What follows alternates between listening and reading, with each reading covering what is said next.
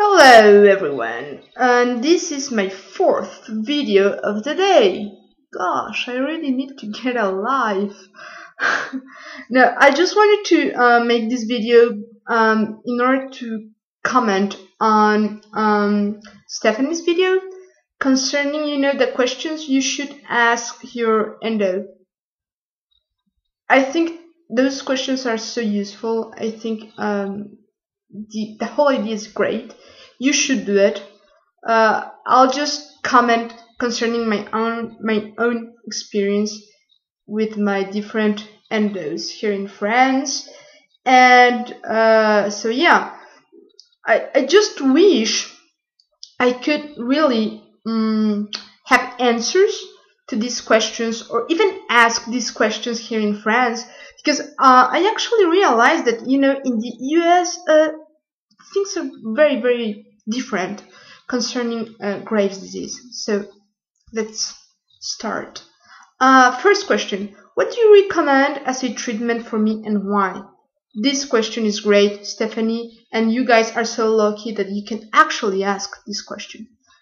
Here in France, I have no choice whatsoever. When I was diagnosed last year, my endo at the time, because I have changed since, she told me that when you're diagnosed with Graves' disease, there's no choice. You undergo medical treatment, with medication, normal medication, and you get that kind of medication for a year and a half. And if your levels are not stable after a year and a half of that medication, then you get radioactive iodine. Is that how you say it? Yeah. So you have no choice. And if you get radioactive iodine, and even with that treatment your levels are not stable, then you get surgery. But you can choose. You can say like, okay, I've just been diagnosed and I'd like to have surgery right now. You can choose. You have no right whatsoever to choose. They choose for you because they know best, right? So yeah. Second question: will you treat me based on my lab results or will you also take into consideration how I feel and my symptoms? This I haven't really asked this, so it's my fault this time. But here they only see your levels. That's the only thing that interests them. So once your levels are stable, as I've already said in other videos, if you're feeling ill or, just not feeling well, that's your fault. Because you're not normal. Because your levels are stable, you should feel so fine. So yeah. Third question: do you recommend any diet changes?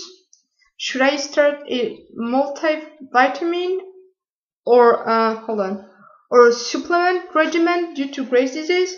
I actually asked this of my endo, and he was like, diet changes? Yeah, avoid fish and salty stuff.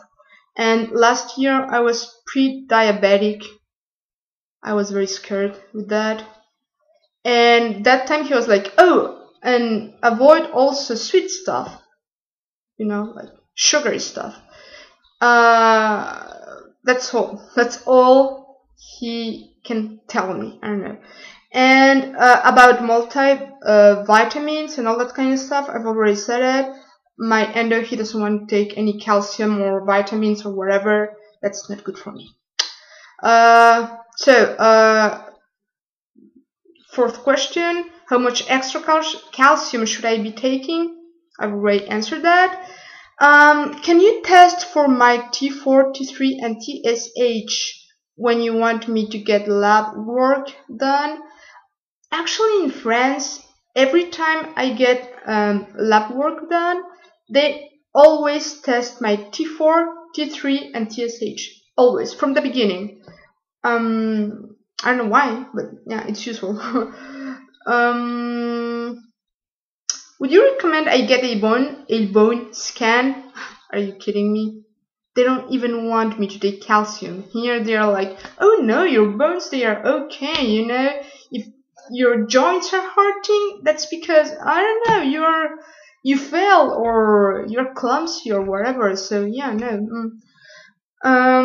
What serious things should I watch out for, such as thyroid storm?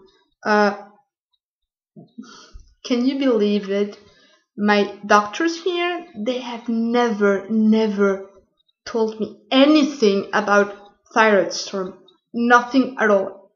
Never, If I didn't try to inform myself, like, on the internet and on YouTube or wherever, I wouldn't even know that existed. Thyroid storm. They didn't even tell me, you should watch out for that and the symptoms or whatever. As I've already said, they tend to think that this illness is very, very, mm, not very serious. So yeah. Um, what are my chances of getting another autoimmune disease such as diabetes and arthritis? Last year when I was pre-diabetic, that was the first time my endo told me that, like, oh, you should, be careful because you could get diabetes. So, no, they really don't inform you a lot here in France. And my first endo, that's why I changed. When I told her, I've read a lot of stuff on the internet.